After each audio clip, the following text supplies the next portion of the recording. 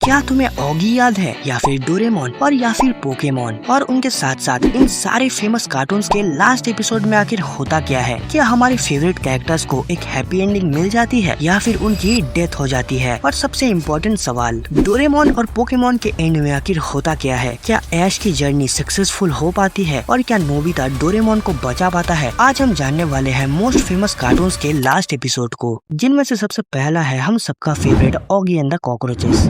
तो Oggy and the cockroaches का last episode का नाम है रन फॉर शेल्टर। तो एपिसोड के शुरुआत में दिखाया जाता है कि जैक खिलौनों से खेल रहा था और ऑगी मस्त सो रहा था, लेकिन जैक के शोर करने की वजह से ऑगी की नींद टूट जाती है और ऑगी गुस्से में आकर जैक को घर से निकाल देता है। तो जैक स्टोर रूम में जाता है और अपनी गन निकालकर खेलने लगता है, लेकिन तभी बाहर से बहुत ज्यादा फायरिंग होने लगती है और जैक को लगता है कि जंग शुरू हो चुका है। तो जैक बहुत ज्यादा डर जाता है, लेकिन असल में ये सब कॉकरोचेस की शैतानी थी, लेकिन ये जैक को बिल्कुल भी पता नहीं था। जैक इतना ज्यादा डर जाता है कि वो ऑगी के पास कई बार मदद मांगने भी जाता है, लेकिन ऑगी बार बार उसे निकाल देता है। जैक बॉब के पास भी जाता है, लेकिन बॉब भी उसे मार कर निकाल देता है। फिर कॉकरोचेस उसे और भी ज्यादा परेशान करने लगते हैं और जैक जब कॉकरोचेस को पकड़ने जाता है तो वो बहुत थक जाता है और एक पेड़ के पास आकर खड़ा हो जाता है, लेकिन तभी वो पेड़ नीचे गिर जाता है और जैक को पता चल जाता है कि ये कोई जंग नहीं चल रहा था, बल्कि ये तो पोस्टर्स था और ये सब कॉकरोचेस की शैतानी थी। और एपिसोड के एंड में दिखाया जाता है कि जैक भी अपना रिवेंज लेता है, वैसे ही जैसे कॉकरोचेस उसे परेशान कर रहे थे। तो ये था ऑगी एंड द कॉकरोचेस का एंडिंग। ये उतना ज्यादा इमोशनल नहीं था, ये बल्कि फनी था, लेकिन अगला जो कार्टून की एंडिंग है ना, वो इतना ज्यादा इमोशनल है कि आपको रुला कर रख देगा। तो मैं बात कर रहा हूँ डोरेमोन की। तो इस एपिसोड में दिखाया जाता है कि नोबिता स्कूल से आया होता है, लेकिन जब नोबिता डोरेमोन को बुलाता है तो डोरेमोन नहीं आता है और जब नोबिता अपने कमरे में जाता है तो देखता है डोरेमोन नीचे पड़ा हुआ है और उसकी बैटरी खत्म हो चुकी है। असल में वो बैटरी कोई नहीं बना सकता था और नोबिता को पता चल चुका था कि डोरेमोन अब कभी वापस नहीं आ सकता। तो नोबिता इतना ज्यादा दुखी हो जाता है कि वो स्कूल जाना बंद कर देता है, सिर्फ अपने कमरे में बैठा रहता है और डोरेमोन की बॉडी से बात करता है। लेकिन नोबिता इतना ज्यादा टूट जाता है कि वो खुद से एक वादा करता है कि वो बड़ा होकर एक बहुत बड़ा साइंटिस्ट बनेगा और डोरेमोन की बैटरी को ठीक करेगा। उसके बाद से नोबिता का पूरा जिंदगी बदल गया। जो नोबिता एक दिन बेकार की कॉमिक्स पढ़ता था, शिजुका के पीछे पड़ा रहता था, सिर्फ आराम करता था, वो आज पढ़ने लगा था। फिर धीरे धीरे नोबिता स्कूल का टॉपर बन जाता है और फिर उसका स्कूल खत्म हो जाता है और वो यूनिवर्सिटी में चला जाता है और यूनिवर्सिटी में जाकर वो यूनिवर्सिटी का टॉपर भी बन जाता है और डेकिसुकी को भी पीछे छोड़ देता है। लेकिन उसका सपना अभी भी अधूरा था, क्योंकि उसका सपना था डोरेमोन को बचाना।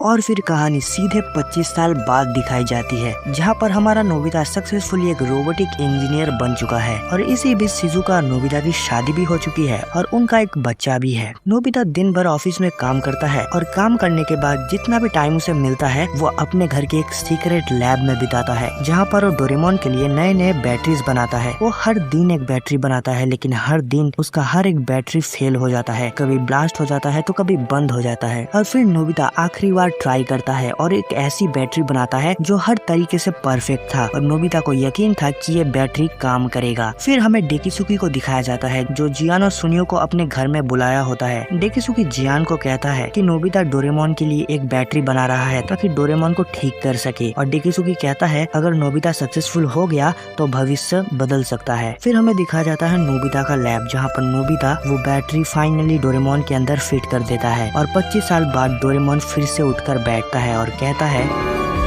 नोबिता, क्या तुमने अपना होमवर्क कर लिया? तो ये था डोरेमोन कार्टून का एंडिंग, जो कि बहुत ज्यादा इमोशनल था। लेकिन अगला जो कार्टून है ना, उसका एंडिंग इतना ज्यादा मिस्टीरियस है कि तुम्हें विश्वास तक नहीं होगा। मैं बात कर रहा हूँ टॉम एंड जेरी की। टॉम एंड जेरी का लास्ट एपिसोड का नाम है ब्लू कैट ब्लूज। हमेशा टॉम जेरी के पीछे भागता है, लेकिन इस एपिसोड में टॉम एक लड़की के प्यार में पागल हो जाता है। इस एपिसोड में टॉम अपना सारा पूंजी, अपनी गाड़ी, अपनी जमीन सब कुछ बेच देता है, सिर्फ और सिर्फ उस लड़की को इम्प्रेस करने के लिए। लेकिन एंड में होता क्या है, वो लड़की एक अमीर बिल्ला बच के साथ शादी करके चला जाता है। पर यहाँ आता है एक ट्विस्ट। जेरी जो हमेशा टॉम के ऊपर हंसता था, इस एपिसोड में जेरी टॉम को डिप्रेशन में जाने से बचाने की कोशिश करता है, लेकिन बाद में हमें पता चलता है कि जेरी की गर्लफ्रेंड ने भी उसे धोखा दे दिया है। और एपिसोड के एंड में टॉम एंड जेरी दोनों ही रेलवे स्टेशन की पटरी में बैठ जाते हैं और पीछे से ट्रेन की साइरन बजती है और तभी इस एपिसोड की एंड हो जाती है। और भाई ये कोई फैन थ्योरी नहीं है, ये ऑफिशियल एपिसोड है।